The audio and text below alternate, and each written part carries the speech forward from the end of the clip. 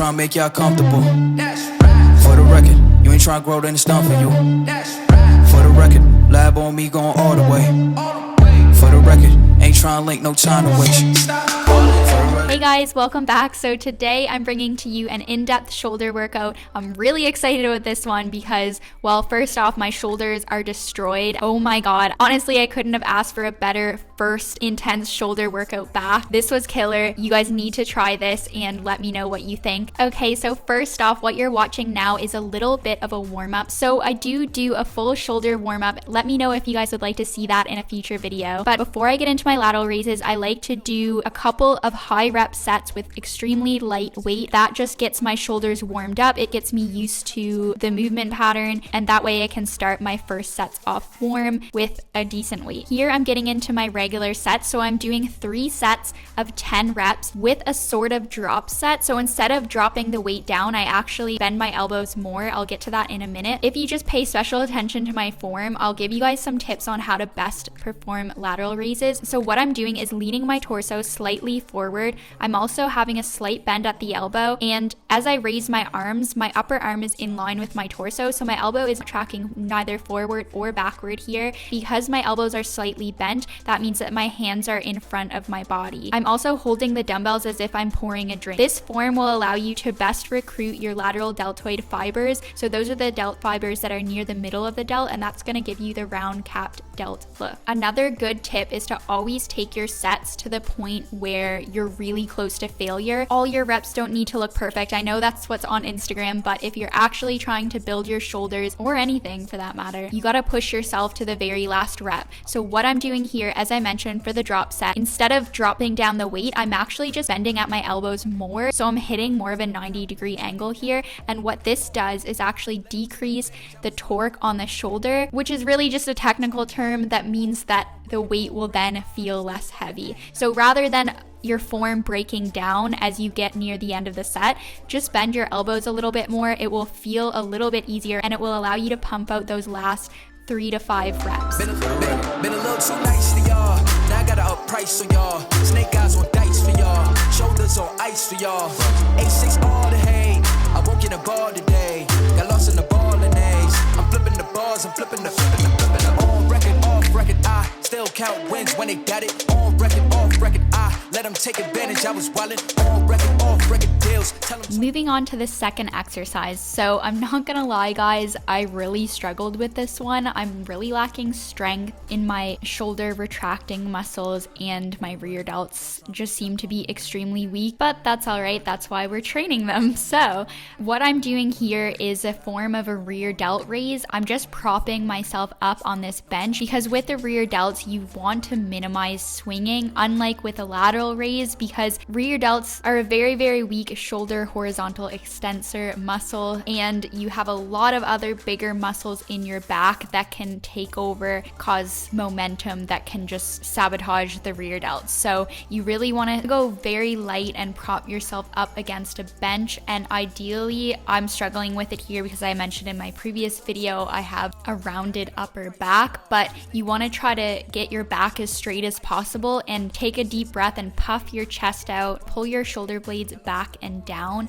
and then once you're set up, then with your arms slightly bent, you want to raise the dumbbells and pulling your arms as far away from your body as possible, kind of in a large arc motion. These start off feeling very light, but they quickly become very difficult. So I did as many reps as possible with the light but still challenging weight, and then I dropped that back, and then I did again as many reps as possible without allowing my form to break down too much and my back to take over. It's definitely a big goal of mine to get my rear delts back up, get them stronger, and have them pop a little bit more. I really love the look of cap shoulders and nice full rear delts.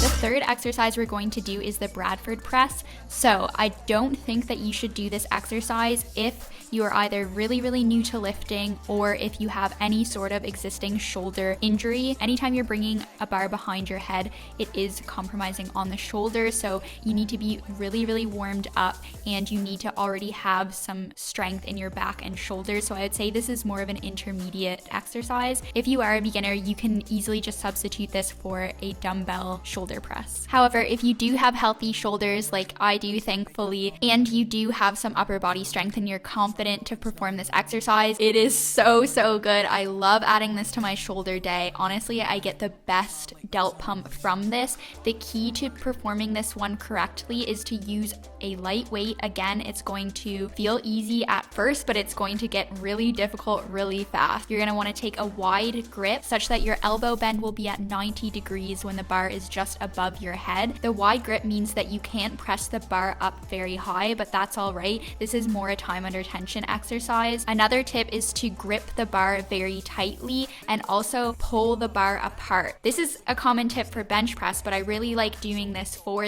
this Bradford press because I find that it really keeps my shoulder blades back and down, thus reducing any shrugging, which would minimize trap involvement. We want to keep it on the delts here, and keeps my elbows from tracking either forward or backwards. I like to do 3 sets of 5 to 6 reps, with 1 rep being a full motion of the bar up and over your head and then back again. Try to make y'all comfortable. For the record, you ain't trying to go down the stump for you. For the record, lab on me going all the way. I want to say this is my favorite shoulder exercise, tied with lateral raises. I freaking love this exercise. I'm pretty sure that I invented it. I mean, I was the first person that I knew to come up with this. No one ever showed this to me, so yeah, okay, I'm a little bit proud. Guys, you have to try this. So this is what I call a diamond grip cable raise. It's a hybrid between a front raise and a lateral raise. Because of the bend in the elbows, the fact that you're leaning forward, and the line of resistance from the cable, I find the engagement in my lateral delt fibers to be insane, and I can also feel it in my rear delts. Like, this is the holy grail shoulder exercise. Not many people know this, but a lot of people consider a shoulder press to be the shoulder exercise, but the thing is, it actually recruits a lot of your pecs, and the vast majority of the delt involved is the anterior fibers, so that's a very uneven in terms of hitting the side and rear fibers. I personally think this sort of raise is a much better replacement for those pressing movements in terms of overall delt development. So the main thing here is that you have to keep your elbows as bent as I am, 90 degrees. Don't let your arms straighten out, keep the cable close. And I would say that you would pull through, but it actually feels like you're pushing through your elbows. It really gives you more of a push type feeling, kind of as if someone is pressing down on your arm and you're pushing back. I like to do 4 sets of this exercise, as many reps as possible. As you can see from the footage, I am totally cool with a little bit of swinging in order to get some momentum for this. As long as your shoulder blades are back and down, your elbows are in that bend position, you're good to go.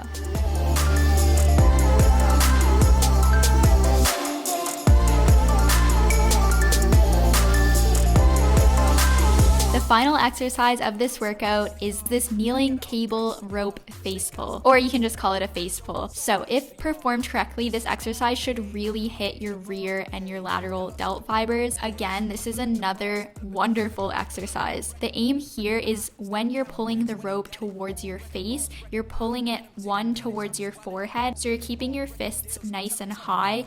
And as you're pulling, you're actually going to be separating that rope and pulling the rope apart with as much strength as you can muster. This is the action that's going to help engage those rear delts. Also, again, as with any rear delt exercise, you want to keep your shoulder blades retracted, aka back and down. Keep them nice and tight, like you're trying to hold a pencil with your back. Anytime that you do that, you're minimizing your trap involvement, which is the muscle that tends to take over in a lot of shoulder exercises. Another cue is to keep your elbows nice and high, so you want them in line with your shoulders. Don't let them dip down, and don't start pulling the weight down as you would in a row or a lat pull down. It's very much as if you're doing a bicep flex. Keep those elbows nice and high and pull that rope apart, and girl, you will be feeling it, trust me. We're doing 3 sets of 20 reps for this one.